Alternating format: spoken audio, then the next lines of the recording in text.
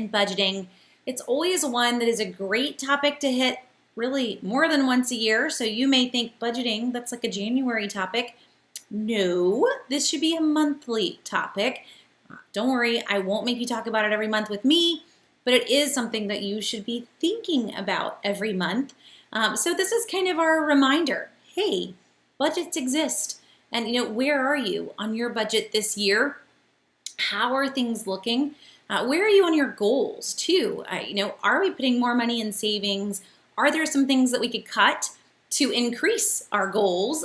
That's really what our purpose needs to be. So I don't want you to look at a budget for your family and think of it as a list of all the things that we can't afford. I really want you to look at your budget and think of it as a list of all the things we want, all the things we want to do, all the goals that we have.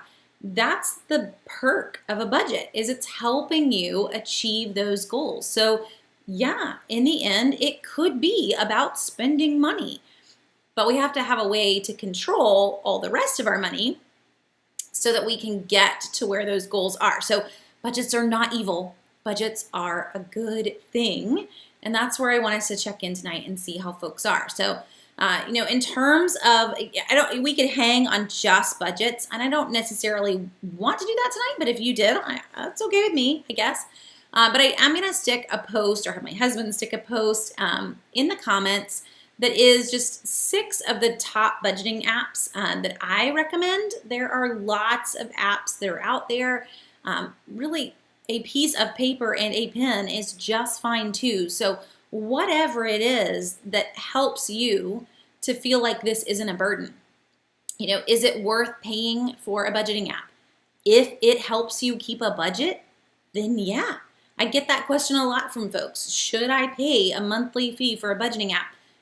If it's making you do it, then yes, it is probably worth it in the end for you. If you found that a basic Excel spreadsheet wasn't cutting it, then yeah, let's pay for an app. Now, there are some great apps out there that are free. So Mint being a big one, they're owned by Intuit, who owns TurboTax. So great, safe choice, completely free. There are others that are not free and cost money. So you can go as high as Dave Ramsey at $100 a year. His program is actually one of the more expensive budgeting programs that's out there. So if you love Dave, if that's working for you and you want to pay $100 a year, go for it. To me, I kind of find humor in the fact that the guy is out there to save you money, but he has the most expensive budgeting app that exists. I'm just going to leave it like that. But he has some great programs, but there are other programs that do what he's doing. So YNAB works on the same concept. YNAB stands for You Need a Budget. It is cheaper than Dave Ramsey, and it is focused on every dollar gets a job, which is, a Dave Ramsey way of looking at it. So even my Dave Ramsey-ites, you may find that there's a way to save through a different budgeting app that's a little bit cheaper if you wanted to go hunting. Now, Mint, again, completely free, and there are some other ones that you will find too, so you can check out that link. He just stuck it in for Facebook and for YouTube, so you guys should have it, but it's 6 budgeting apps, and I just updated it just a few months ago, so it's not old either. So I already see some questions come in, so to dive into those questions and start to answer from the start, Paige asks, how do I figure out how much money I should be spending in each area of my budget? So honestly, Paige, there are some financial folks that have sat down and kind of like mapped out what that percentage is. And this is one area where I usually do refer to Dave because he has a really great quick start budget. And I forgot to pull up the link to it, but I'll try to find it really quick if I can. It's a PDF. You can print it. Let's see. Did we magically find this? Oh, I want you to open it. Well, I did find it. I'll have to find the link to share with you guys. Oh, and even this doesn't have it. Let me see if I can, still hunting for it. So you want to look for Dave Ramsey's like simple budget. It is a PDF and it has percentages next to each category, which is helpful when you're trying to see, are we there? Is this the right amount? But generally, folks would say you want to aim for your housing category to not be more than 25 to 30% of your entire monthly income, and then going from there to other categories. So for us, we tithe 10%. That's off the top. So 10% is going into tithing, 30%, 25 to 30% going into housing. That's going to include your house, your mortgage, your insurance, your taxes on your house. It can be a big bucket. But if you're starting to ponder buying a house, you need to ponder all those expenses. Don't be the folks that the neighbors are like, oh, they're house poor. Don't be house poor. Don't make your house such a large category of your budget that you can't afford the other categories that are needed. So that's why I would say 25, max 30%. Some folks will say as high as 33. But again, the more that your housing section of your budget takes over, the less you have. So I'm going to show you this one. It doesn't have the percentages that I want it to have, but it does give you the basics. This is a PDF. I literally just Googled Dave Ramsey Quick Start Budget PDF, and it was the top link. And I think, well, I can give you this one, but it just automatically opened up the link for me. So hold on just a second. I can't actually, it did, it sent it as a download. So the link I just gave my husband won't even work either, but just Google it, it'll immediately download it. So when you're going through these categories, you can start to then focus what is left on the others. Personally, this is before I went into others. Obviously there are some numbers here we can't change. So Paige, as you're asking about housing, that's a great question because it's pretty set in stone. Once you buy the house, you have the mortgage.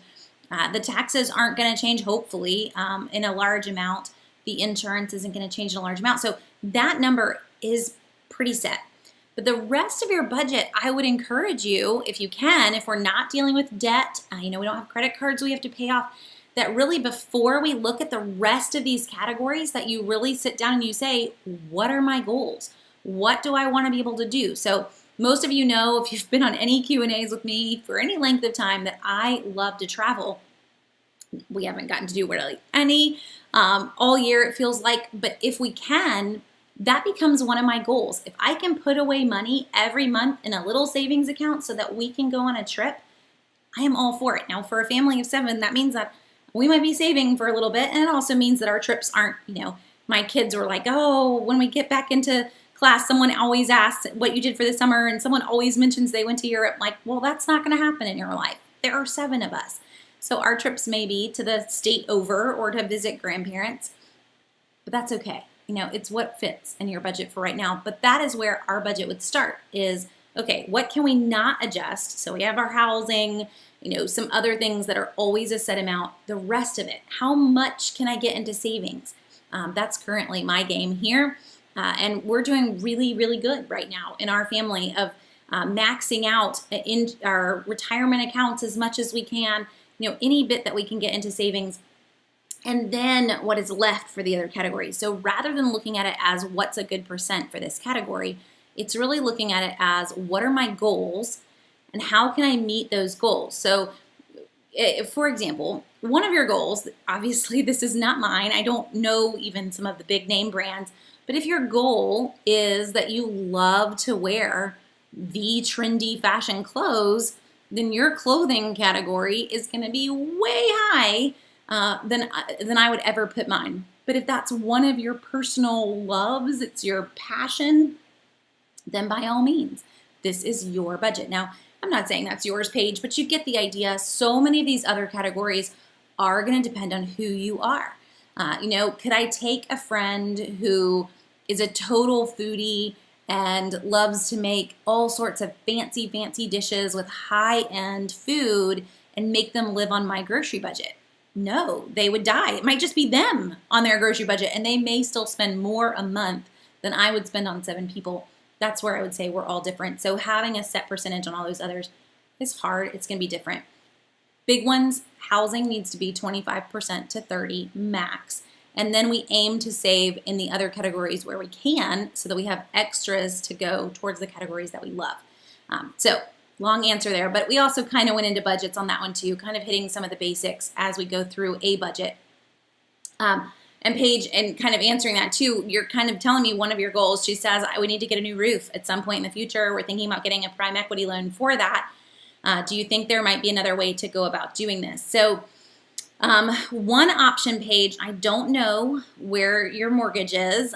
Also, this is where my husband would be like, I'm supposed to tell you I'm not a certified financial planner. But one option, if you haven't, would be, and this was on my list of cutting bills, would be to look actually at refinancing rather than going with a home equity loan, basically refinancing. The rates right now for refinancing, super low. Today's refinancing rates, I was just looking up before we went live. This is on Bankrate. And I told it that I wanted to only see 0 to 1 points. I don't really think points are worth it for most folks. So this loan right here is 2.5% interest. And this is paying 0.5 on points, which is super low for points. It also randomly plugged in some amounts when I went to filter and sort. It just kind of picked some numbers here, but my basics was that I wanted a 30-year refinance. So obviously these numbers could be different based on what your mortgage is, but 2.5% for a refinance. So why I say that is that you can refinance and actually get out money in a refinance. So you're basically going to roll the cost of your new roof into your new mortgage, and you're going to basically be working on that over the next 30 years, which is the same concept with a home equity loan. The reason I would point you here over a home equity loan is that this is going to be a lower interest rate. Generally, home equity loans are not the same interest rate as your main mortgage. They are a higher rate because they are generally a higher risk. So if you had the option to refinance and then get out the cash to pay for the roof, basically rolling the roof into the mortgage, that might be the better option. Now, this is never my advice for any other bills. I'm okay with it from a financial standpoint. If you were going to use it on the home to roll that into your mortgage, I'm okay with it. If you're not going to use the money, and this isn't to you, Paige, this is to everyone else, but if you're not going to use that money, if you're thinking, well, I'm going to refinance and I'm going to take out $20,000 to pay off my credit card bills. No, you are not. Do not ever roll credit card debt, which is considered unsecured debt, into a secured loan. What that means, a secured loan, you don't pay your mortgage, they take your house. This is how it works. I don't pay my credit card, it kills my credit rating. No one's going to give me any more credit, but no one's going to come and take my house.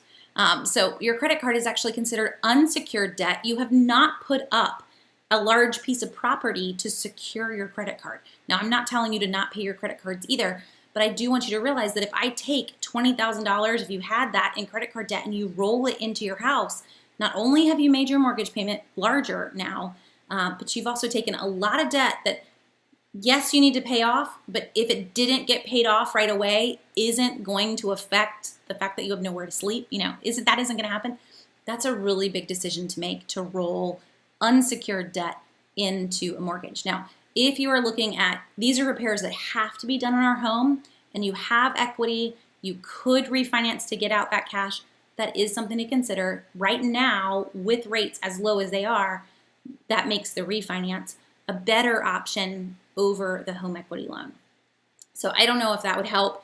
And I agree, Christy, I'm cringing at needing to pay for the roof for 15 to 30 years. But remember, you can always pay that mortgage down early. So if you do, I know, just using Paige's example, if I did need a roof, I have no cash for it right now, but I need to put the roof on the house, your options are kind of limited there. And in terms of an interest rate, I would rather that at a 2.5% interest rate versus a 5 or 6% interest rate.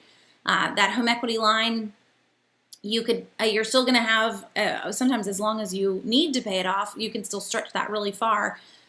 But you could always pay more on the principal of the mortgage. Now, that's not going to affect your monthly payments. Your monthly payments are still going to be factoring in with the roof there, but you could always pay it down faster.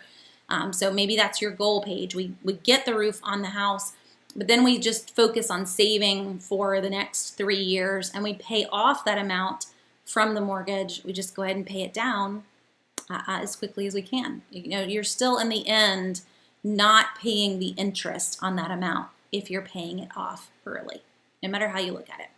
Okay, so to jump to some other questions, Kathy has a question kind of off topic a little bit. I need a new air heat system. Oh, I guess this is on topic now that I read it. Should I use money from my savings or put it on a home equity line? So Kathy, again, these are big questions.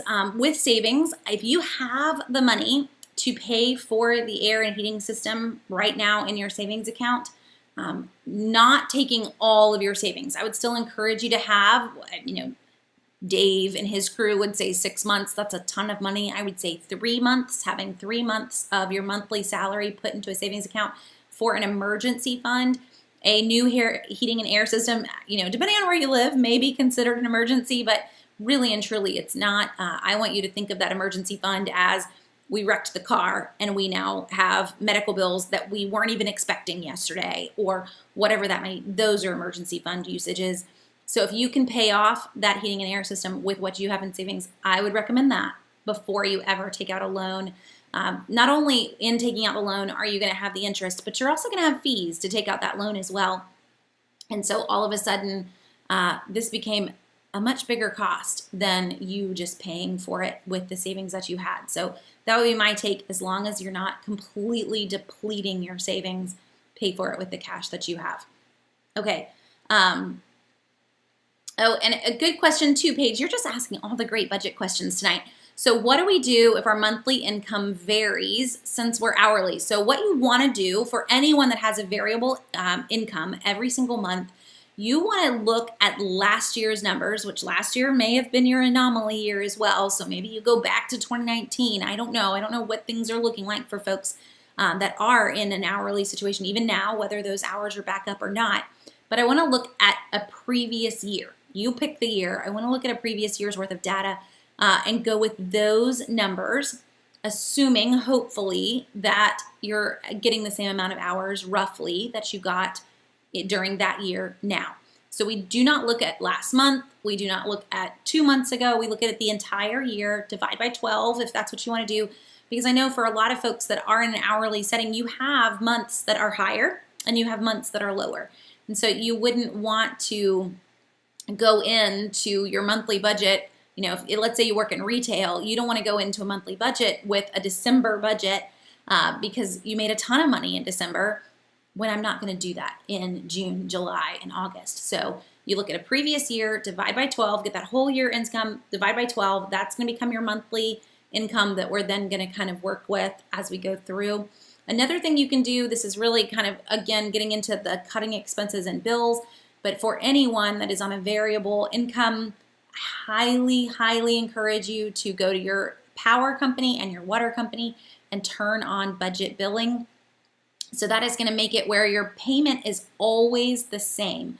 So no matter whether it was 95 degrees all month long and you used a ton of electricity or you didn't use any, they basically take what you paid last year, the same exact concept here that you're doing with your income coming in.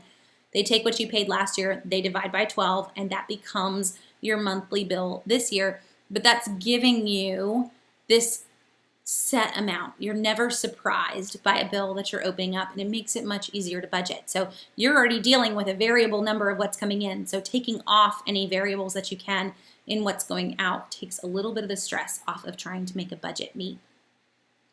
Okay.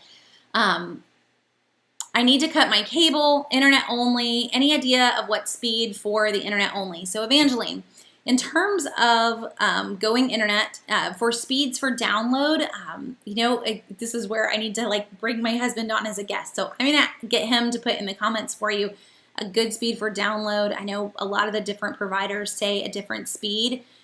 We live out in the woods. You guys have seen me struggle sometimes with internet. And our internet can have rough nights, but we're still capable of streaming. We do not have cable at our house. We only have internet. Now, I will tell you guys, a few months ago, we started using a different service, and we give it completely 2 thumbs up, and that is T-Mobile's new home internet. Literally going with a cell phone company here. It's not in all areas, so it is something that you want to at least, research and see if it's in your area. But T-Mobile's home internet, you go, I think it's tmobile.com/ISP, and it is $50 a month for some pretty sweet speeds. So if you've not checked that one out, it is only in certain areas, but it's a pretty sweet internet. So I'll show you. This is their page at $50 a month. That's out the door. There's no extra fees on that. You just pay $50 a month. Now, for some of you, that's high. But literally for us, this is like we told all of our neighbors, and pretty much they all made phone calls within 24 hours of us telling, because out in the woods, you don't have options and you pay whatever you have to pay to get internet. It has been super fast speeds for us as well.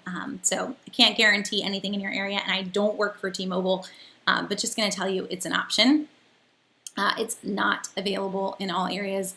For sure. And my husband is chiming in too and saying it is called 5G fixed home wireless. So it's running on the 5G networks, though we've gotten 4G on it sometimes too, because again, we're out in the woods. So it's what it's picking up. But it could be a way to cut your internet bills. There's obviously no cable involved in that because it is literally a cell phone, basically, that comes in a little round box, and it works as your modem and your router around the house. It does what you need it to do, and you have internet. So it's something to look into. For us, we've been really, really pleased with it. And if it's in your area, it could be a way to save money there too and get some fast speeds at $50 a month. Okay. And are we talking, Paige, again, going back to yearly income, are we talking about your yearly income after tax? I would look at how much you're bringing home. Look at that part of your monthly income after things have been taken out, your Medicare and your Social Security. When I'm going to sit here and play with our budget mentally even, filling in these numbers, usually always filling in these numbers with your after tax, what your actual paycheck said that you got. Now, one thing that was on my list as well to hit on, and I do encourage you guys, is to consider ways that you actually could adjust your taxes that become more money in your pocket. So if your company is offering a 401k, if they don't, are you contributing to an IRA? Are you taking advantage of retirement savings? Because that retirement savings is lowering your adjusted gross income. It's lowering the very first number that the taxes are even applying to. So if you aren't taking advantage of that, I would encourage you to play with the IRS tax withholding calculator. It's free. Just Google IRS tax withholding calculator. You put in your salary and then play. Put in that you contributed money to an IRA and then take it out and see what the difference is for you. You might be surprised what that difference is. If we did, hey, I put in $6,000. That's what you can put into an IRA. I put in that $6,000. That it automatically reduced your tax liability by $1,000. I don't know. I don't know what your tax situation is. It's gonna be different for everybody. But I do want you to realize that if I can save money by putting money in savings, I know that that's spending money, but we should all be putting money into savings too. I just don't want you to miss those marks. So if your goal is to save more, this is a perfect way to save more, because in the end, it's actually costing you less than it feels like it's costing you. Maybe that makes sense too that way.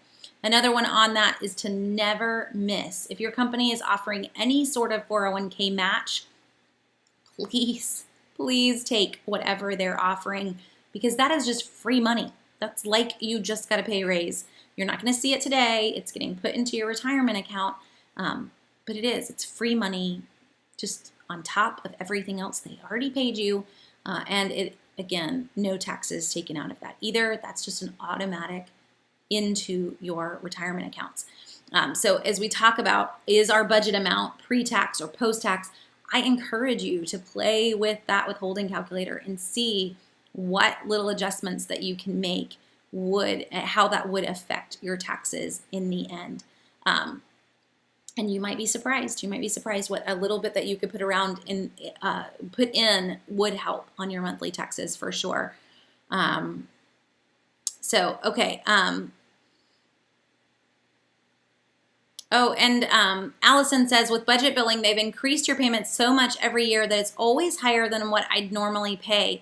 So I would, with budget billing, the way they're supposed to work, Allison, is the increasing is because you're probably increasing your usage in that, or they're increasing their energy rate. So when you go back to a monthly payment, which is fine, you are still going to find that it equaled the amount. So most of these companies, I don't want to say all, but this is how it's supposed to work, is if you overpaid at the end of the year, then your next January payment, you would actually have a credit applied to your next year's first payment of what you overpaid with budget billing the year before. So if you didn't overpay with budget billing, so you went to budget billing, but then you started using more electricity or more water, then it is going to raise your rate the next year. So if that rate keeps climbing, that's really the first thing to look at, is what is your usage doing? It probably is related to that versus they keep raising your rates now. And it could be that the rate for power and water in your area is going higher. That's what's happening to everything. But that is the first thing to look at. Instead of just assuming this month it was lower, there's probably some high months in there that have kind of altered that average and raised that average for you. Okay. Trying to make sure I'm not hitting any others or missing any of your other questions. I think I've hit most of them. So let's go through some other ways to cut. We hit internet. I mentioned T-Mobile. In terms of internet, I do encourage everyone, you do not have to pay for cable to have home internet.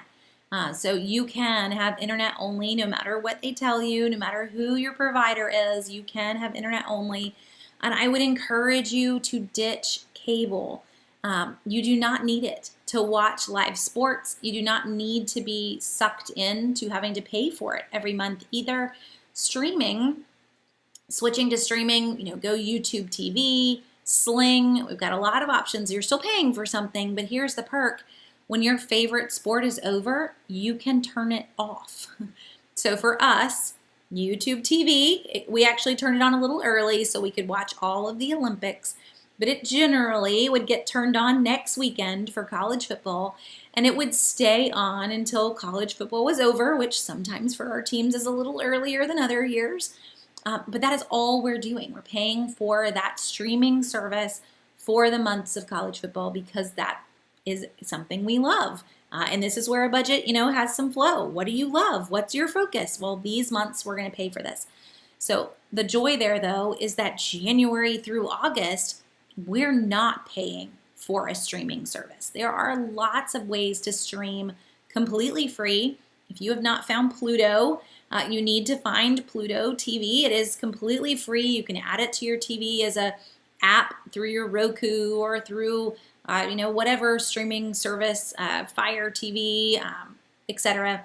There's literally a channel for every show that you love, it feels like. I mean, there's all This Old House channel all day long, 24 hours. There's a Flipper channel. I mean, we could seriously just live in Pluto TV. We'd be okay. Now, those are two random examples, but there's a lot of others that aren't even very family friendly. So should fit the bill for everybody, completely free. And there's a lot of other free streaming services too. Pluto is just probably the one that we end up on the most around here.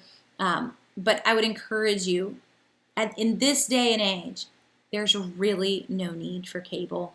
You'd be surprised what you can stream and how much cheaper it is with the fact that I can turn this off.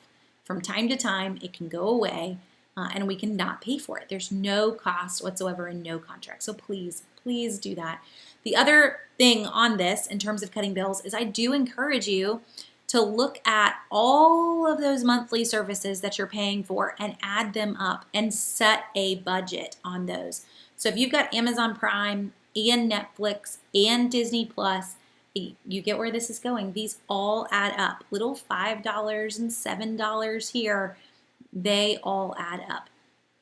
So you need to decide what the max is, and remember that all of these can be turned off and turned back on as you want them. Now, Amazon Prime's its own little ball of wax, but everything else, you're not stuck into a yearly contract unless you pay for Disney Plus by the year. You're not stuck into a contract on those. So just consider that as an option. You can pay by the month and turn them off and turn them back on. Try to watch one service at a time. You'll be okay. We haven't had Netflix in this house in, I would say, over 2 years now. It's been so long I've forgotten when we turned Netflix off. And people will mention shows from time to time, but we still have so much that we are watching that I don't really miss it. I'm okay. So, there. That's a little soapbox for you.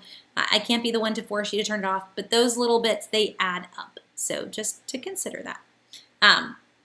Now, to move on to other categories, if you guys have other questions, feel free. Oh, Carrie's chiming in and saying Tubi is also free to look at Tubi. And I don't know if we've checked that one out, but probably someone in my house has. I don't watch that much TV, but sometimes others here do too. Peacock TV is free as well. That is run by NBC. And Stacy's chiming in saying we use an antenna. They are not outdated, Stacy. You're right. We do too. There are lots of times that we will go to the local broadcasting channels, and they're still out there. Who knew? But you can still get them. So don't always look at having to stream. You can get things on TV. So do I buy Amazon Prime? Kathy, we do pay for Amazon Prime. I don't know that it's, something that every family needs. For us, living out in the country, Amazon Prime is worth its weight in gold for the number of packages that will come just shopping the Amazon coupon deals sometimes and stocking up on some things that, I could get the similar deal in town, but it saves me a whole trip to town. So I'm fine with that. Keeping some little things in our subscribe and save so that I can easily add in deals and get that 15% off on the next purchase. I'm all about those little Amazon coupon deals. We keep a running list on them on Southern Savers. So if you click on Amazon under the categories, you'll see that each week, updating that. But there's some significant ways to save there. So just the number of packages, not even the streaming for us for Amazon, but just the number of packages, it's paying for itself for sure. There are some ways to save on Prime, but not for most of us. So Prime does have a student discount that is free for the first 6 months and then 50% off after that for anyone with a .edu address, which might apply to some of you guys. So Google Amazon Student and you'll find that. And Amazon does have a decreased amount for anyone that is on SNAP benefits. But for all the rest of us, we're just going to pay the full price for Amazon Prime if you want to go that route. And then Carrie is chiming in with a great way to save on streaming too. So if you're using Fetch Rewards, you can redeem your Fetch Rewards to buy gift cards for some of those streaming apps. So you can, and I can also pay, just to throw this out there, for YouTube TV with Google Play gift cards. So I have grabbed usually around this whole next 4 or 5 months. That'll be the next thing my husband says is, have you found any deals on Google Play gift cards yet? So whenever we see those in the drugstores, etc., I can use those Google Play cards to pay for YouTube TV, which is what we get our college football from. That's what we've started streaming through over the past few years. But you will find Google Play in as an option under Fetch, but under a few others. Get Upside, if you use Get Upside to save on your gas, it's an option there. And I normally get Ibotta straight to my checking account, but I was going to pull up and see what Ibotta's options are too. Most of these mobile apps do have a lot of gift card options. So if you were going to see those there, Google Play is going to get you YouTube TV. I don't know that you're going to find, Netflix and all of those under every single app that's running, but you might be surprised what is out there.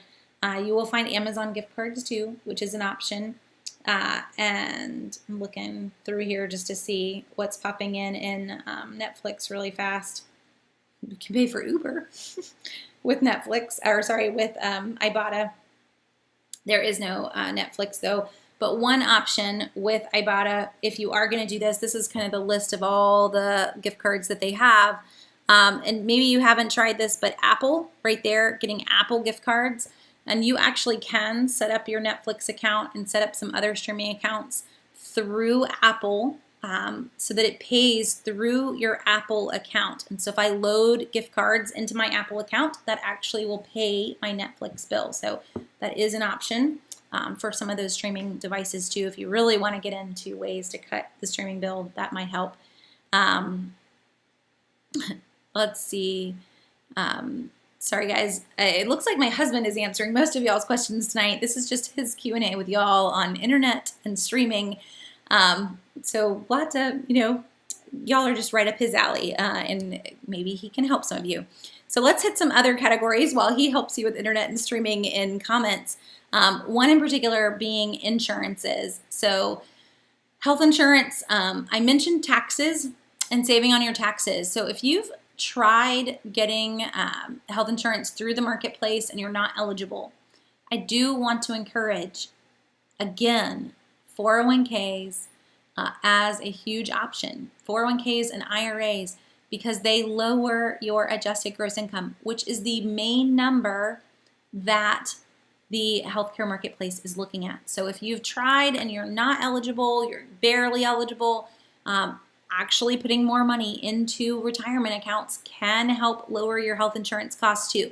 Just to throw that out there, I am 100% that we should all be putting more money into our retirement accounts, but there are a lot of benefits to do that, and the lowering the cost of your health insurance could be a big one. There's not a lot of other ways to lower your health insurance costs beyond trying to see what you're eligible for in the marketplace right now. You can shop around for some individual policies, but a lot of us are stuck into whatever your employer offers.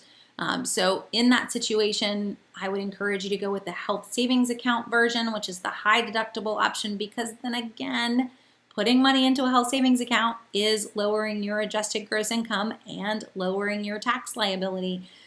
So it's just about being smart, and paying less taxes means more money back in your pocket every single month. So if I can put money into that health savings account, thereby reducing my taxable liability, even better. And in the end, thereby raising the amount, also if you're in the marketplace, of more aid that you can get.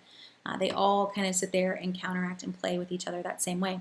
So other insurances, housing, cars, etc. This is the number one bill that you need to call around on every year. It is a pain, I know, to change your insurance companies. We changed ours this year. And I'm pretty sure we changed ours like 2 years ago. Every year, this needs to be calls that you make to see, do you have the best rates? Now, you want to compare apples to apples, so you want them to give you a quote of what you currently have, the same levels of coverage that you currently have, but I want to make sure that I really am getting the best price possible. Another thing to call and find out about if you're not currently is, does the insurance company that you're using have some sort of app, like Allstate's Good Driver app, or trackers, State Farm's trackers that they put in your car. Not everybody wants to go here, but it does help to lower your insurance bill a little bit, or for some of us, only a tiny bit, depending on how you drive. But if you're a good driver, it could add up to a considerable savings. So it's worth looking into, if you're not using one of those programs, to find out, does your car insurance offer one? And a lot of them do now. So make the call, just try it. It won't hurt you, just try it. Though sometimes we do yell at ours, and we named ours Jake because we have State Farm. So Jake from State Farm is always watching you when you're in the car, or if you're in our car. But it does help to lower your costs if we're going to talk car insurance. It helps a tiny bit anyway. Yes, so Melody, you're right. With a high deductible HSA plan, you have a high deductible. Yes, so meaning if you have a lot of health issues, you know that you are going to utilize all of the medical services that you need. This could end up not being the best option for you, but usually the HSA plan is considerably cheaper. So per month, that monthly payment is a lot less per month than the just normal copay plan. So you're saving there, your monthly cost on the actual insurance. But then if I'm taking the money that goes to that deductible, so for us, we have a deductible that is a $6,000 deductible. That's a family deductible. It's $3,000 per person, $6,000 for the family. But I can put, I think $7,100 is the threshold this year for an HSA. So if you just do that, pre-tax, comes out of your paycheck for some of you, you're going to get the discount on your taxes at the end of the year. But you put that money into the HSA, you're saving on the taxes on that money, and then you can turn around and use it to pay the deductible. Now, the goal would be that obviously you wouldn't need it. So if you do have a lot of medical issues, an HSA plan isn't necessarily for you. For us, we may remember to go get a well visit every year. We need to work on that. As a nurse, sometimes I make a really, really bad patient. But it's rare for us to fully use our deductible. Even when we've had a high deductible plan and we have used it all, we've gladly gone right back into a high deductible plan the next year. So everybody has those moments. We've had babies. We've had a kid with 2 hip surgeries. It's been an okay decision for us always to have that plan, because then the next year we don't usually end up using it. But it's everybody's different in what you're going to use, and you know that already about yourself if you are going to end up using a lot of it. So in terms of insurance, not just health, but everybody, calling every year. Bundling is also usually a considerable savings. So if your house is with a particular company, your car being with that company, et cetera, it does end up saving you some more money on having those line items where you can. If you've got 16-year-olds, going on your health, not your health insurance, on your car insurance, please remember to take their report cards or email their report cards to your insurance company every time they get one, because that good student discount is considerable in most of these insurance companies. So push your kids. Like, you want to keep driving, you are going to get good grades, because it is fully contingent on you continuing to drive, because I can't afford it if you don't get good grades. So, use that to encourage them a little bit more. Oh, Stacy, I love it. Stacy says her employer adds $100 a month to her HSA on top of her contribution if you choose the high deductible plan. And that's awesome, because that plan costs them less money as well. So they're just encouraging you by sharing that savings with you. Yes, I hope that is the plan that you chose, Stacy, because again, they're just giving you free money. And a little inside tip on HSA plans, guys, you don't have to use that money. So we put it in and we get the tax break on it. But as long as that money eventually, this could literally be when I'm 90, is used for medical needs, it is always tax-free. It went in tax-free and it will come out tax-free as long as it is used for medical needs. And I do not have to use it this year. So seriously, if you could put some money into an HSA every year, this could basically be like you are pre-funding your long-term care insurance. For way down the road, you can also put those HSA plans into investments. So ours is with a company called Health Equity, and it is put into the stock market. Now, in pretty low risk funds, but you're still earning way more than you would earn on that being in a local bank. So something to look into it. And Carrie, how do I get report cards with my kids being homeschooled? As a parent, you can just kind of make them yourself. But I do use a program that I actually, I enter grades into, and I can hit the grade report button and it will spit out grades for me on those classes. So I will pull this up and I'll show you just so you can, if you're curious. It's loading though. So here we go. So I can come in here and I can hit, you'll see all of our assignments for the week. Don't be stressed. I'm going to try not to. But I can hit, it's not, and I can hit grade report. It wants me to enter some things. So it may yell at me with grade reports, but it spits out what everyone has currently earned. And currently everyone's doing well. I need to go back and enter some missing test numbers for Miss Mary Rose here, but everyone's still getting A's, and it will spit that out on the classes that you're tracking. Now, these are little folks. These are not drivers. My high schoolers, they actually take online classes and literally get grades from that online class. So I just submit that to get our discounts. But this is what, for everybody else, super easy to hit a button and there's my grade report. So as long as I enter everyone's grades, we are good to go.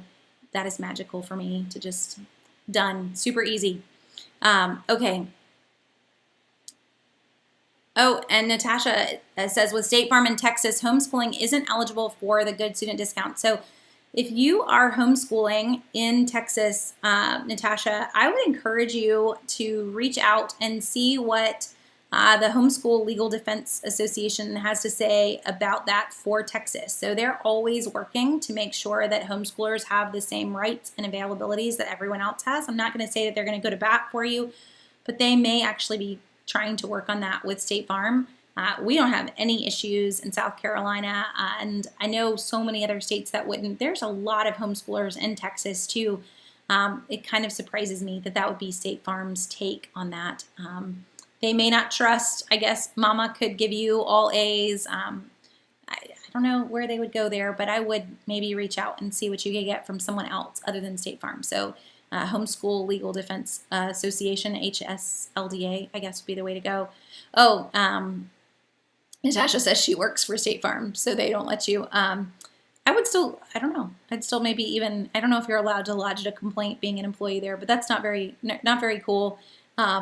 Personally, being the homeschooler and having some kids that are super bright. I'm not padding their numbers.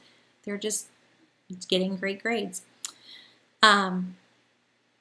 Okay, so to jump back, Robert says State Farm watches me, but reduced my insurance for me. Right, so that's exactly how I am too, Robert. I'm not 100% on Jake always watching what I'm doing, telling me whether I'm braking hard or driving too fast, but it is giving us a discount. So we'll let him stay in the car for right now.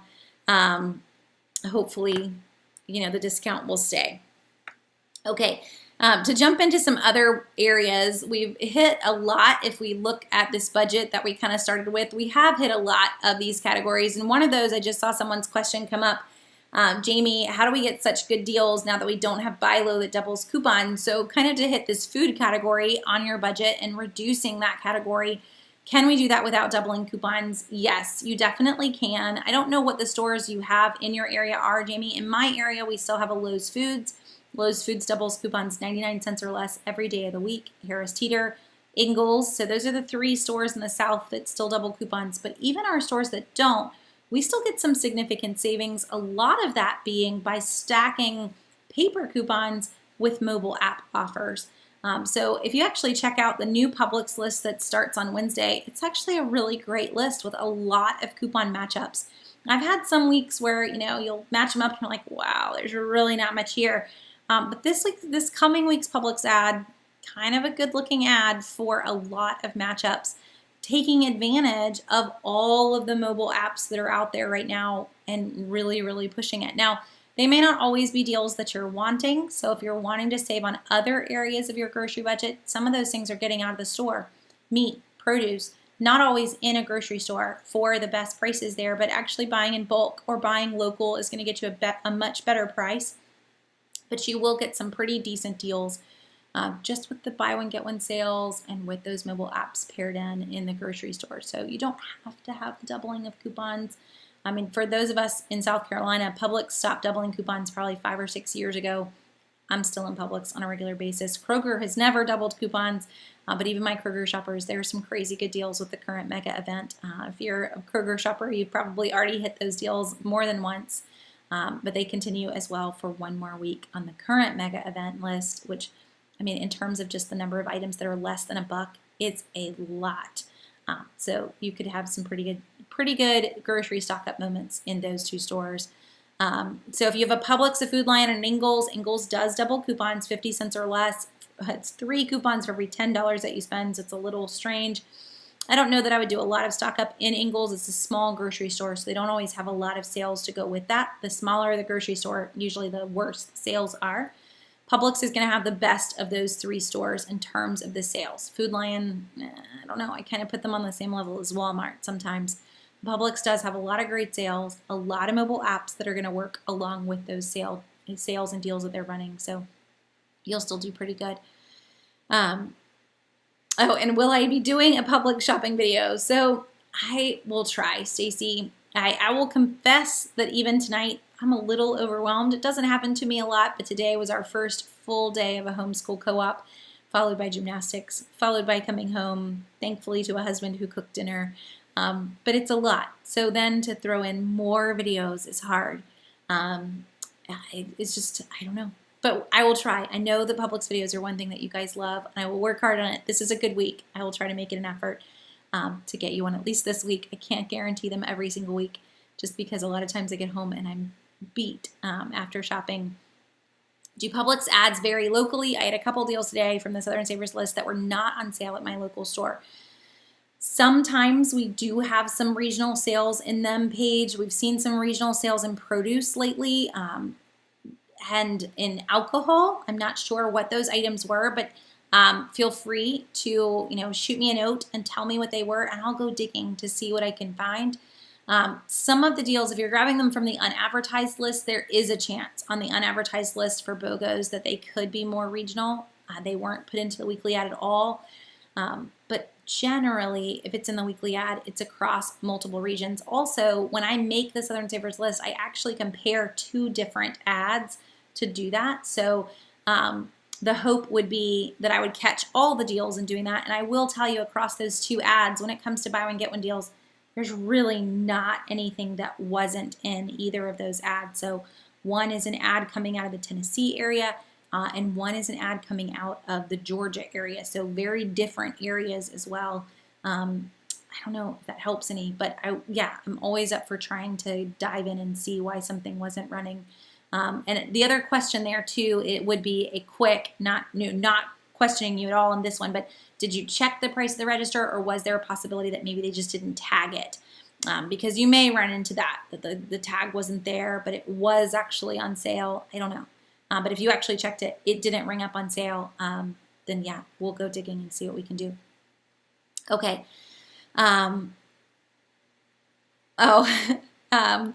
So Paige, great question. Right now, I am going to try, I don't know, I'm debating drugstores in terms of being able to get them done by 11.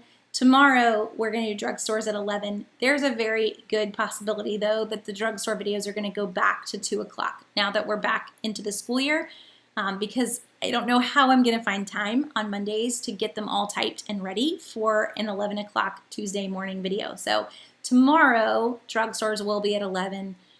Next week will be a whole new start, or the week after will be a whole new start of new Walgreens month-long deals, which is a ton. So there's a good possibility that it's going back to 2 o'clock just to, save my sanity. And you check the prices in the Publix app. Okay, yeah, send me a note on those, Paige, and I'll go digging and try to keep an eye on them too so that I can try to catch them. I know there's one deal on the Publix ad that starts on Wednesday that I actually put regional deal underneath it. And I'll try to do that more and more when I don't. There aren't a lot that I add between each ad that I compare, but if there's one in particular, I'll try to make sure I'm always marking it, and maybe that will help us to catch them too. But I've not seen a ton of regional differences in Publix in the past, but you let me know, and we'll try to keep an eye on it. Okay. I'm trying to look through my list. We hit a lot of things tonight. In terms of budgeting and budgeting apps, I gave you a link at the very beginning of the video of just 6 great apps that will help you get started. But literally, guys, you could print these things out and just do it on paper. So I encourage you, no matter where you are, if you are not budgeting, to at least start something. Maybe it's just even you're going to try to do a running total in your head. If you're not a numbers person, that's not a good idea. But having an idea of where your money is going every month is huge, and not being surprised by it. So the same for us. So we don't always budget the way we should, just to keep it honest. We need to get better at it every single month. But I have told you guys that we pay for everything outside of the house with credit cards. And that is a very eye-opening way to quickly see, now it's every category together, but to quickly see like, whoa, we're not watching on every single purchase the way that we should be. We're not really counting the pennies as much as we could, or maybe we're just saying okay to little tiny charges. So even opening up that credit card bill, if you're like we pay it off every month. Don't start to jump on me. But this way we're earning points for someday when we decide to travel again. And we're not using our debit card, which is just our personal decision. So we're paying that bill off at the end of the month, but it is a good way each month to sit down and quickly look through that list. Open the credit card bill. Yes, you may have it on auto bill pay, but looking through it and seeing, man, did we eat out a lot more this month? Did we say yes to a few more things that maybe we shouldn't have said yes to? Having them all lumped in together like that into one payment, it's a little bit more eye-opening because you're not looking at it as each and every category, and you do start to kind of say, was this really an important purchase that we needed to make? Could we try to do better next month and overall reduce this overall credit card bill next month? That's an easy one if that's the route you're going to. There are obviously some easy things here. Notice this food category. I'll zoom in. It doesn't have an eating out category. Those are the easy ones to nix. It's not the fun one to nix, but it's the easy one to nix. So if you really are trying to make your budget meet, you'll notice there's no coffee category on this. Really, really trying to curb all of those little tiny expenses does affect your overall budget. So, if you are going to go with this particular one and you like to eat out, it needs to get lumped into your grocery budget. And then folks start to realize, whoa, I spent just as much eating out as I spent on groceries this month. And that becomes huge. So there are moments where you need to say, we're good. We've eaten out a little too much. We're going to stay home a little more often and actually cook dinner. It will save you money. I promise to cook dinner at home. You may not enjoy it, but it is cheaper. I can guarantee you. Nadine, I have not heard of that app, but I will write it down and I will check it out tonight. I'll let you know. But I've not heard of Fluzz. And Paige, great question. Where do I put the money spent at drugstores into the budget, and do I save all my receipts? So I don't save all my receipts. I used to back in the day when we had a ton of mail-in rebates that would come out. I did save a lot of them just in case a mail-in rebate came out for those items. I don't save them all now. Once I've submitted them to mobile apps, I tend to just chunk them. A lot of my receipts, though, I now get by email. So when I check out at CVS, I get an email from CVS of my receipt as well. So I guess I could go back and find it if I needed to. Money from drugstores is usually lumped into my grocery budget. And it's just all one bit, but also money from drugstores isn't usually a lot. On Sunday, I shopped a couple of deals in CVS and in Walgreens. I spent $2.25 in one store, and I spent $1.25 in the other store. I didn't buy a ton, but still, I barely paid anything. So that all is just going to get lumped into the grocery budget just to make it easy. I don't have a separate drugstore budget.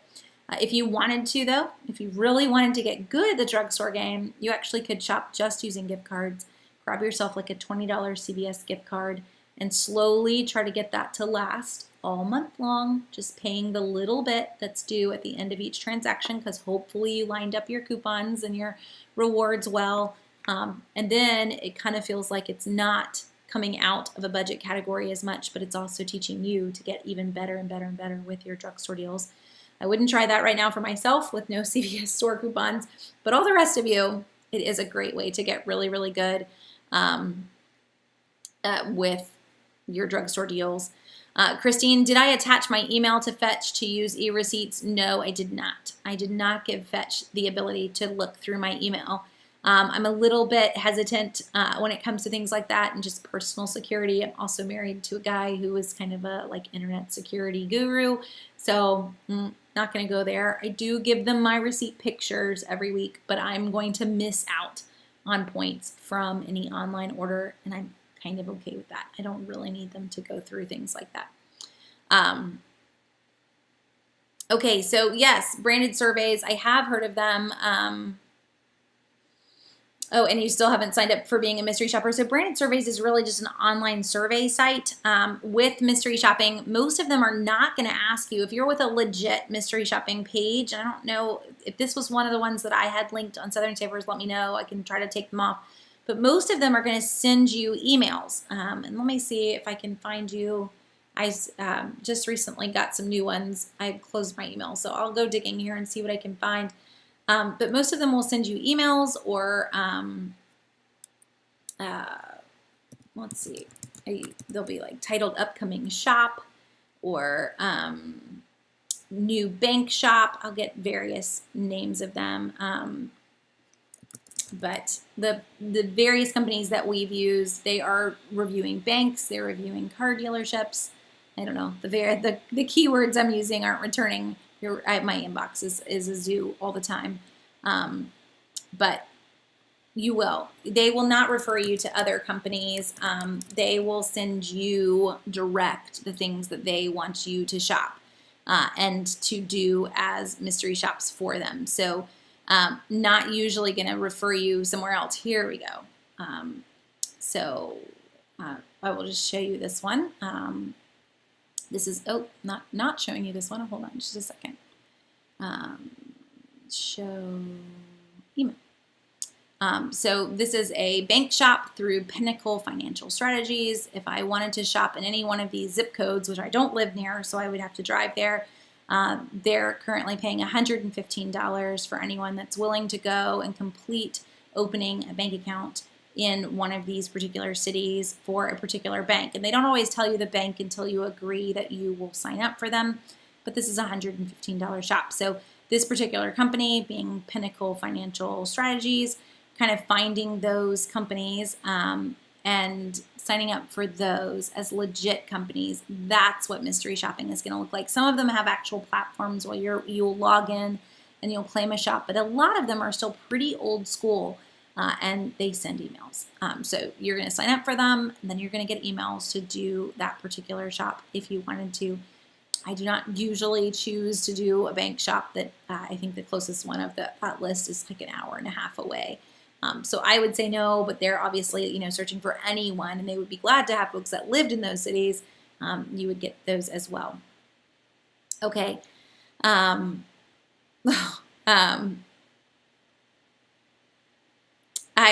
It's funny. We don't pay for Norton on our computers. Kathy, my husband, would actually chime in and tell you what he recommends. I know our kids all have a free service. But all I can think of is the word Dome. Avira is currently what he has using. I am on a Mac, so Macs, it's a whole different ballgame when it comes to antivirus. But for PCs, there are a lot of good PC antivirus programs that are out there. And Karen, the company that I just had up, again, this is Pinnacle Financial Strategies.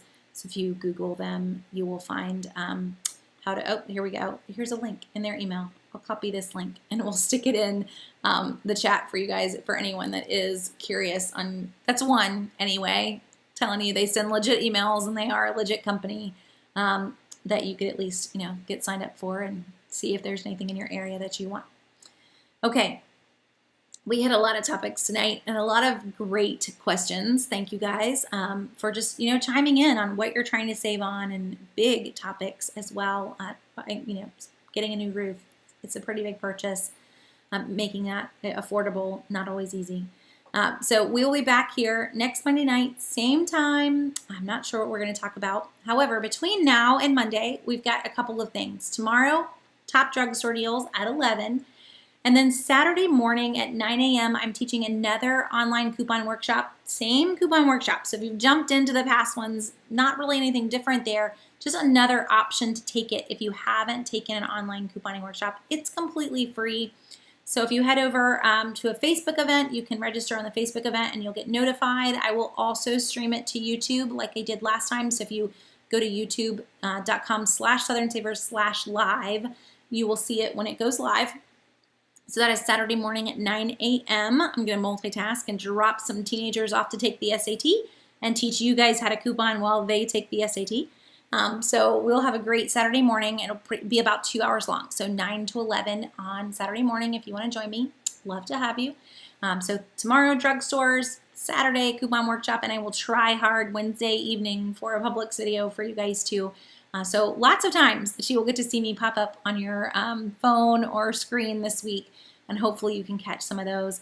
If you ever think of questions after the fact that I didn't hit, or you watch this after the fact, feel free to also send me an email, jenny@southernsavers.com, or a Facebook message, and I'll be glad to do my best to try to help. So hopefully this helped you guys tonight, and I will talk to you again sometime soon.